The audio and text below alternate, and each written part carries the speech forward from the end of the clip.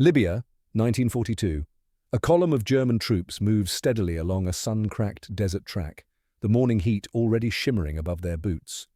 The path is littered with the familiar debris of passing herds, dry, pale lumps of camel dung scattered across the sand. The men barely notice them. They have crossed miles of this terrain, stepping over such shapes without a thought. Then, without warning, a sharp blast tears through the still air. The source seems absurd. A single lump of dung now simply gone, a blackened crater in its place. The ordinary had become a weapon, and for now, the British are ahead. In this video, we explore the British wartime invention so absurd that it had the Germans confused for years. The emergence of the camel dung explosive disguise can be traced not to a single moment of inspiration, but to a gradual accumulation of lessons learned by British personnel operating far from established supply depots.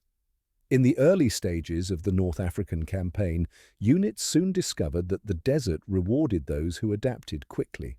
There were no hedgerows to work behind, no rubble-strewn streets in which to conceal devices, and no vegetation to exploit. Instead, engineers found themselves working on open flats where even a misplaced footprint could draw attention. Within this unforgiving landscape, British sappers began reassessing the fundamentals of concealment. Rather than forcing foreign methods onto desert conditions, they studied the rhythms of the terrain itself, what the wind left behind, what animals scattered across the tracks, and what features remained constant even after days of movement. Their observations gradually shifted from the obvious to the overlooked. It was during these periods of study that an important realization surfaced. Local Bedouin and herders had crossed these areas for generations, leaving long trails of droppings that hardened in the sun and blended seamlessly into the pale sand. These pellets persisted for months without breaking down. More importantly, they formed part of the background texture of the desert, so unremarkable that patrols stepped across them without a second glance. For engineers accustomed to relying on artificial camouflage, the notion of using an element so deeply tied to the land itself represented a significant departure from conventional thinking. The concept gained traction not through formal directives, but through informal exchanges between units rotating through forward positions. British forces frequently shared field notes. Practical observations passed verbally from one sapper detachment to another. These conversations covered everything from how certain clays behaved in heat to which rocks shifted under pressure. It was within this unwritten network of experience that the idea of using dung as a disguise began to solidify. As these exchanges circulated, engineers started considering how small charges could be adapted for use in such disguises. The focus shifted away from simply producing larger explosions and toward shaping enemy behavior, delaying reconnaissance teams, unsettling drivers, or forcing retreating forces to slow unexpectedly. This tactical thinking aligned well with the broader British emphasis on harassment and disruption during periods when direct confrontation was impractical. Another influence on development came from the material shortages that defined desert warfare. The distance between ports and forward areas often resulted in unpredictable delivery of specialist equipment. Engineers grew accustomed to making do with whatever arrived in the weekly convoys. If detonators were plentiful but housings scarce, they improvised. If they received more pressure switches than mines, they found new applications. This resourcefulness formed the backbone of the camel dung approach. The desert supplied the casing, and the British supplied the mechanism. Technical experimentation progressed gradually. Engineers assessed how the heat affected different explosive compounds, how fine desert sand behaved when compressed beneath lightweight covers, and how well natural materials could conceal subtle irregularities. Rather than attempting to engineer a perfected device, they focused on establishing reliable principles that could be applied by any sapper with basic demolition training and a few minutes to prepare the site. By the time the idea matured into a functional practice, it had become part of a wider pattern of adaptation. British forces in North Africa learned to paint vehicles in shifting geometric patterns, to construct false supply dumps from canvas and poles, and to mask troop movements using dust screens. The camel dung explosive fits smoothly into this culture, a discrete, locally driven method requiring no external resources and almost no standardization. It was never recorded as an official project, never issued with formal documentation, and never intended to replace conventional mines. Instead, it represented a quiet insight that in a landscape stripped bare of concealment, survival depended on recognizing the value of even the humblest objects left on the ground. And with this foundation of experience and adaptation established, we can now turn to the pivotal moment in the story, what British engineers actually built once the idea took hold. The North African desert offered little comfort to any army that marched across it. For British forces, the terrain was both an enemy and an opportunity. Open ground left patrols exposed, tracks were predictable, and movement became confined to narrow routes carved by repeated use. These pathways, beaten down by vehicles, wandering livestock and nomadic herders, became obvious channels for ambush and disruption. German and Italian forces understood this well. Their minefields grew dense, varied, and increasingly deceptive. What began as straightforward anti-tank and anti-personnel mines evolved into scattered booby traps hidden in tins, discarded equipment, and fragments of debris. Every step became a negotiation with the unseen.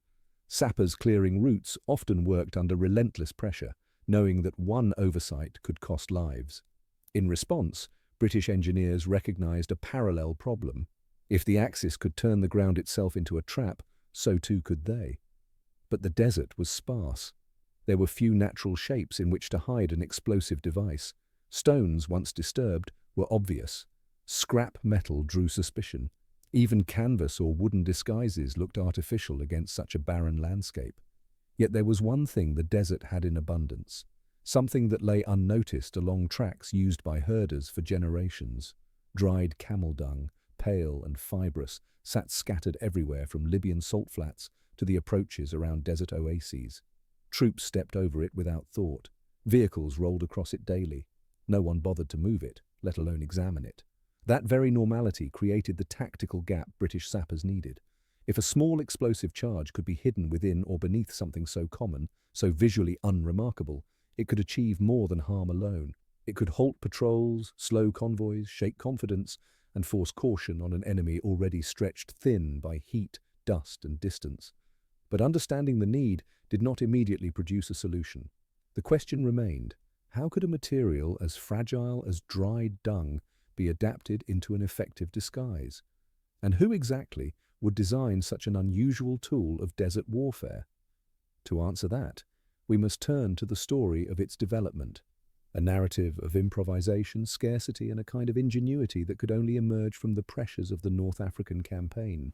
The effectiveness of these disguised charges came from how naturally they blended into the desert surface, and achieving that required more care than the simplicity suggests. The dung itself behaved in a predictable way. It was extremely light, slightly uneven, and rested on the sand without compressing it. British sappers worked with those traits rather than trying to force the material to do anything it resisted. A small charge was prepared first, usually a basic pressure-triggered component that required no external fittings. Nothing complicated was used. Reliability mattered far more than ingenuity. Once ready, the sapper identified a spot where a pellet would not look out of place. Tracks used by animals or old herding paths provided ideal patterns to imitate. If the dung was used as a cover rather than a container, the process was straightforward. The sapper made a shallow hollow with a fingertip, just enough to stabilize the charge, then set a pellet on top with the same loose irregularity found in nature. The pellet's weight was negligible, so most of the force from a bootstep or tire transferred straight into the trigger beneath. This meant the pellet didn't need to deform or break for the mechanism to function. Using the dung as an actual casing required more finesse. Dried pellets could be coaxed apart slightly with slow pressure, opening a pocket just deep enough for the upper portion of a mechanism. Once the component was seated, the material was eased back together without compressing it. A quick dusting with the surrounding sand restored the dull, bleached surface typical of older pellets. The goal was always the same. Nothing about the object should draw attention. Environmental factors shaped the choices. Heat demanded simple mechanisms that could tolerate daily temperature swings. Wind meant the pellet had to sit lightly, so drifting sand settled around it naturally. Anything too neat or too firmly planted stood out immediately to anyone accustomed to desert travel. The engineering achievement, such as it was, lay in avoiding signs of interference. A properly placed charge did not present a disguised object. It presented an object that looked untouched. That was the entire principle. Let the desert do the concealment, and let the device sit quietly until disturbed by weight. And it was this quiet reliability that determined how it performed once the sapper stepped away. Along that same desert track, the aftermath of the explosion hangs in the air longer than the dust itself. The German troops, who moments earlier walked with the steady confidence of routine, now slow their pace, eyes lowered, unsure where to place each foot. Nothing about the ground has changed. The pellets scattered around them look exactly as they did before, dull, pale, irregular, yet their familiarity has vanished. This is the moment that reveals the true influence of the concealed charge. A device that weighed almost nothing and required no elaborate construction could alter the behavior of an entire patrol. The danger was small, but the doubt it created was enormous. Every soldier now sees the ground not as terrain, but as a question. That shift, from certainty to hesitation, is where the device earned its value. But hesitation alone doesn't tell us whether the invention was truly useful. To understand that, we need to look at how these disguised charges actually fared once they left a sapper's hands and entered the unpredictable world of field conditions. Very little survives of these disguised charges today, and that absence is entirely fitting. They were never items meant for preservation, never produced in numbered runs or stored in crates.